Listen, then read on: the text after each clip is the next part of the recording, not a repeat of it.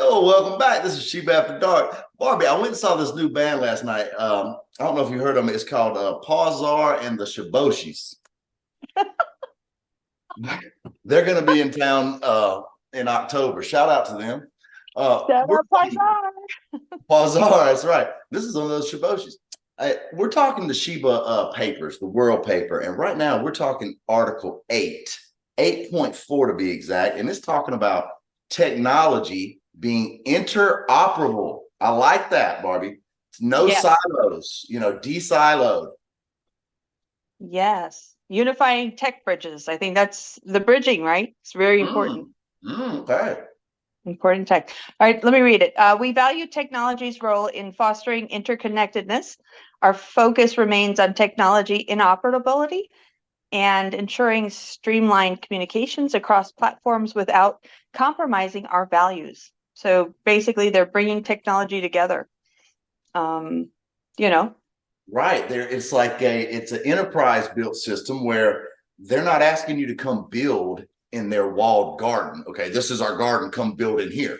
A lot of people are Horizon Worlds from Facebook, for example. There's a few more, but now they're saying we're going to interoperate at a enterprise level on this new blockchain that anybody can plug in from anywhere they have built. So come and play with us. Don't come build in our walled garden. And I really dig that. It's all about liquid data. Yeah, definitely connecting. I mean, what they have in India or China, their phones might be different and their computers might be different in, Australia. They just are going to not be the same thing that we have here in America. And they're going to be able to connect us, have the ability to, their technology is going to be able to allow us these bridges to make that connection. And even like you have taught us with the wallets and connecting with people across the world, some type of commerce, right? And changing the liquid data into something that everyone can receive. That's my favorite part about the liquid data and desolidification and interoperability is that it allows people's data to be liquefied. It's a standard language protocol. They all talk to each other. And Barbie, what that leaves is opportunity for a type of universal income in my eyes. Very nice. Very nice. So subsection 8.4.1, so we're breaking it down now, is universally accepted standards, balanced tech adoption. Our adoption of universal tech standards supports interoperability with due diligence to remain in sync with our decentralized ethos. Again, ethos. I mean, I guess you're using technology wisely here, kind of like using the same language as everyone else. Yes. When talking on the internet. They created, I think, a standard language in the new L2, the layer 2 for Ethereum that everybody can talk to cheaply. Everything doesn't have to be recorded on the blockchain except for in like Merkle tree hashes, so it can be found later. So it's a lot less stress on that blockchain. It's going to allow Ether to really thrive. Shout out to Ether. Shout out to your guy, Vitaly. What up, V? Hey, VV in the house. Yes. We love you. We do. We're so grateful for you. We think you're awesome. Do it some more. Yes. Can you read 8.4.2? I sure can. It's called dual commitment. No, the decentralized infrastructure preservation. Exactly. Decentralized infrastructure. Okay. And the preservation of. Bad. You're right. You're right. I didn't read the title. No, my bad. I see what it's you're okay. saying. You're right, because it's talking about actual infrastructure being decentralized and the preservation of it. So that's what the dual commitment's about.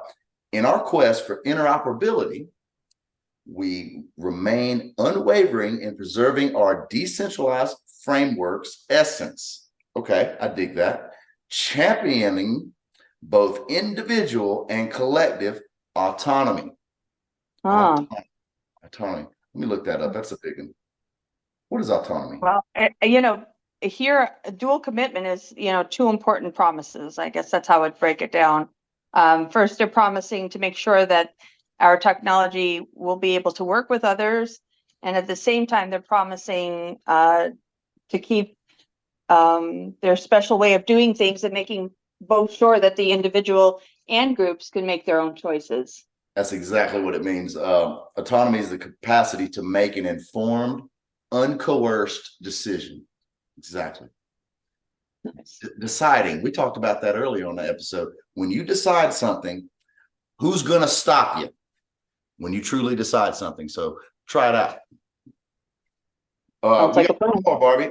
It's called data management and protection. Okay. All right. So secure data handling. We prioritize data management that's both secure and respectful, zealously guarding our Shibizens' privacy rights. Thank you for that. We really do appreciate that. Barbie, let's run through 8.5 real quick. It's called conflict resolution through dialogue. I like that. Reminds me of something I read in the SHIB paper about arbitrage, not arbitrage, I'm sorry. What is it when you have a third party non-biased look at a case instead of court? What's that called? You had said that with real estate. What was it called? Mediation.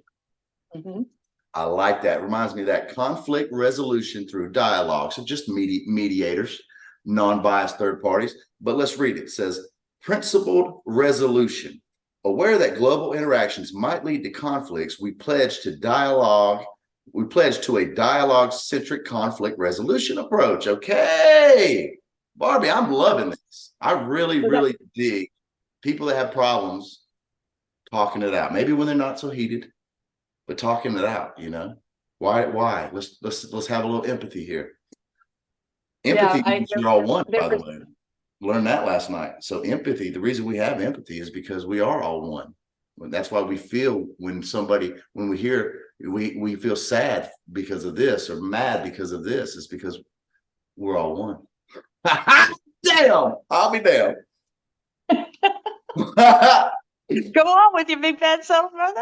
I'm telling you. So aware that I'll read again, that global interactions might lead to conflict. Maybe what we call it, miscommunications. We pledge a dialogue-centric conflict resolution approach. I really like that. Firmly rooted in our core principle. Okay. Yeah. Sounds good. Resolving conflicts with values. I like it. Subsection 8.5.1, open communication channels. Proactive outreach. Our commitment is to open communication avenues with global players, providing a space for shared understanding and resolution. So I guess that's kind of like reaching out to others. That's how I see it. We talk about how much we want to talk to people from all over the world. And in Shibarium, they're going to promise to kind of create ways to communicate with them so we can understand each other better and solve problems together. I love that. I love that. Let's spread that as far and as wide as we can. You're hearing that? Tell somebody. I am. Yes, sir. Mm-hmm. Mediated dialogue. So neutral facilitation. We endorse neutral mediation in conflicts, ensuring unbiased and constructive dialogue. There we go. Mediation, unbiased, constructive dialogue. Reminds me of like the Paris Peace Accord or something like that. Table, all sit down. I like it. Right. Well, it's going to be fair. In helping conflicts, they're probably not going to take sides. It's going to be just a fair referee to make sure that the conversation is fair and helpful and find a solution, And that communicated properly. There's no miscommunications. That's beautiful. I like that. There's always three sides to the story, right? One That's perspective, right. The other perspective, and what really happened. That's right.